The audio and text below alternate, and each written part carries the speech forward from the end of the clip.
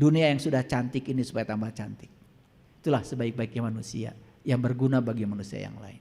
Jadi soleh itu titik akhirnya adalah berguna bagi manusia lain, bukan sholat. Sholat instrumennya. Nah selama ini kan kita mengartikan soleh itu sholat, betul nggak? Iya, padahal sholat itu instrumen. Ketika kita memperbaiki dunia ini, kita tidak melakukan perbuatan keji, melakukan perbuatan munkar, tidak korupsi, tidak mengambil hak orang, itu baru benar. Nah itu soleh. Baru sholat belum kelihatan, karena setiap orang sedang sholat kan baik. Coba ibu kalau lagi sholat, baik, seperti sabar, betul nggak? Seperti orang baik, seperti suci, seperti, betul nggak? Kelihatan kamu tuh setelah buka mukena. Betul apa tidak? Iya. Kelihatan orang tuh di jalan, itu kelihatan di rumah. Ketika dapat sesuatu yang berbeda dengan keinginannya, di situ kelihatan aslinya kamu itu. Betul apa tidak? Nah itu. Nah, pada ngaku ya, bagus. Nah, kata turunan dari paksa, ini saya coba lihat. Ada keterpaksaan, perihal terpaksa. Ada memaksa, memperlakukan, menyuruh, meminta dengan paksa. Hati-hati, la ikraha fiddin, tidak ada paksaan dalam agama, nggak boleh dipaksa. Anak kita tuh dikasih pengertian, kelembutan, supaya mereka mau melakukan itu. Jangan dipandang mereka seperti robot yang harus melakukan sesuatu sesuai dengan yang orang tua mau. Tidak ada artinya ibu bapak, tidak ada artinya. Paksa anak kita sholat, paling juga hanya sholat di depan kita, di belakang kita belum tentu. Puas? Puas?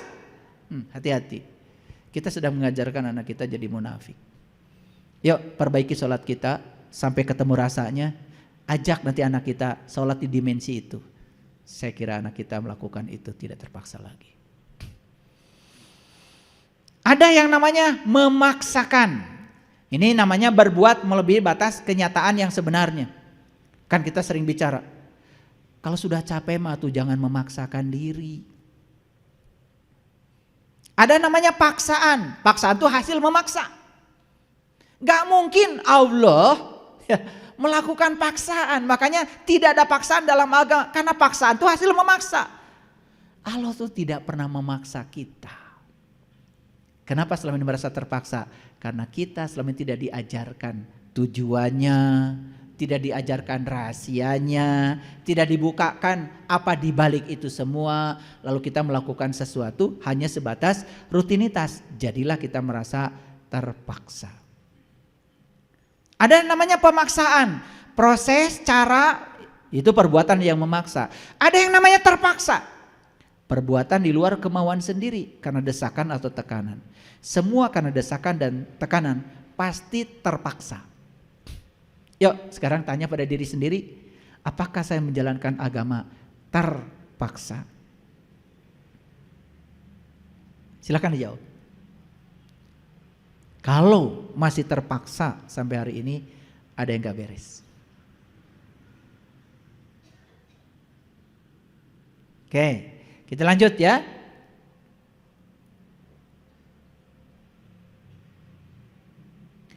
Ada yang memaksa dan ada yang dipaksa.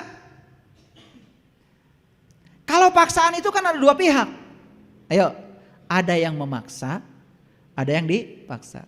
Pertanyaan saya, siapa yang memaksa kita untuk beragama? Allah? Allah? Bukankah Allah mengatakan la ikraha fiddin, tidak ada paksaan dalam agama? Karena kalau ada paksaan ada dua pihak, ada yang memaksa, ada yang dipaksa. Betul nggak? Kalau Allah yang memaksa, Allah melawan firman-Nya sendiri. Karena beliau sendiri mengatakan tidak ada paksaan dalam agama. Kalau gitu siapa yang dipaksa? Kita? Sekarang pahami, yang memaksa dengan yang dipaksa itu tidak ada. Kalau kita memulai dari ayat yang tadi, Al-Baqarah 256.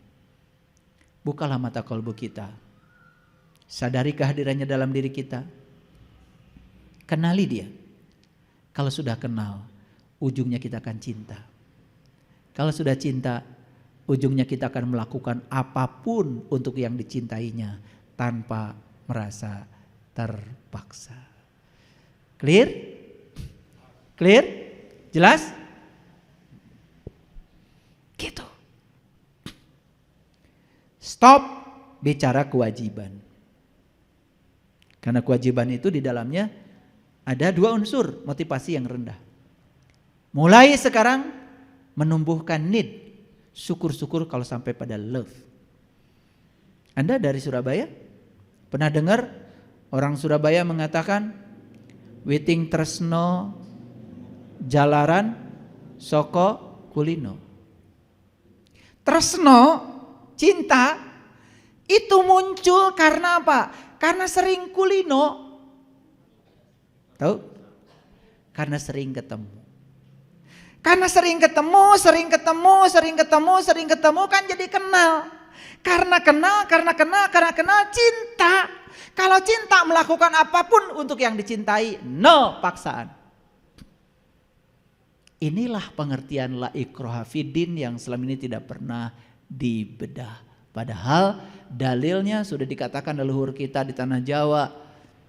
Witing tresno jalaran soko kulino. Dalam riset teori motivasi, motivasi yang paling tinggi adalah love motivation. Motivasi cinta. Sekarang gimana caranya apapun yang kita lakukan atas nama cinta? Jelas, cinta jauh dari kata paksaan. Tuh, coba kawin paksa, bisa? Bisakah kita mencintai orang yang tidak kita kenal? Kan ada tuh orang tuanya ingin anaknya dijodohkan oleh orang tuanya, betul? Walaupun anaknya tidak kenal, pokoknya kamu harus kawin sama si A. Begitu ada paksaan, di situ sudah ada pengkhianatan pada anaknya sendiri. Apa yang terjadi? Anak akan melakukan sesuatu bukan karena keinginannya. Menyiksa itu?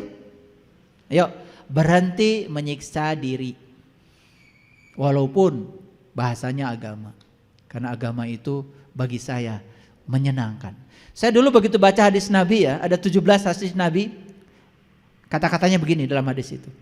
Ma'rifat adalah modalku, akal pikiran sumber agamaku, zikir adalah kawan dekatku, jihad adalah perangaiku, sabar adalah taman dekatku. Terus gitu, sampai puncaknya yang 17 itu adalah sholat adalah hiburanku.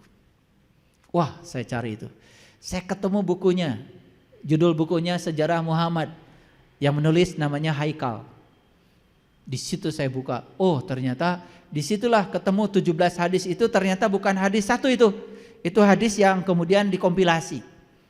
Saya urut itu dari ma'rifat adalah modalku, akal pikiran sumber agamaku satu-satu. Ternyata akal pikiran kita ini menjadi bersinar dan cerdas kalau sudah diterangi oleh cahaya ma'rifat.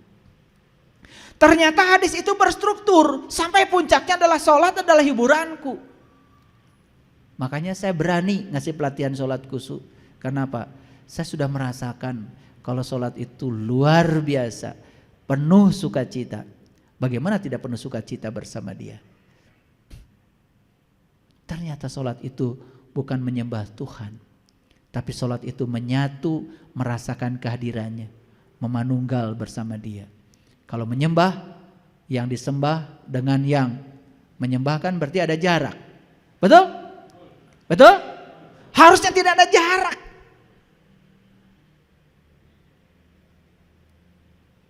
Harusnya nggak ada jarak. Gimana caranya supaya tidak berjarak? Melebur, menyatu. Itulah pengertian sholat dalam tingkatan hakikat. Nah, sholat yang syariat juga penting karena di dalam sholat syariat banyak sekali simbol-simbol yang bisa kita baca. Makanya Nabi Muhammad mengatakan as-sholatu mi'rajul mu'minin. Sholat itu mi'rajnya orang yang beriman.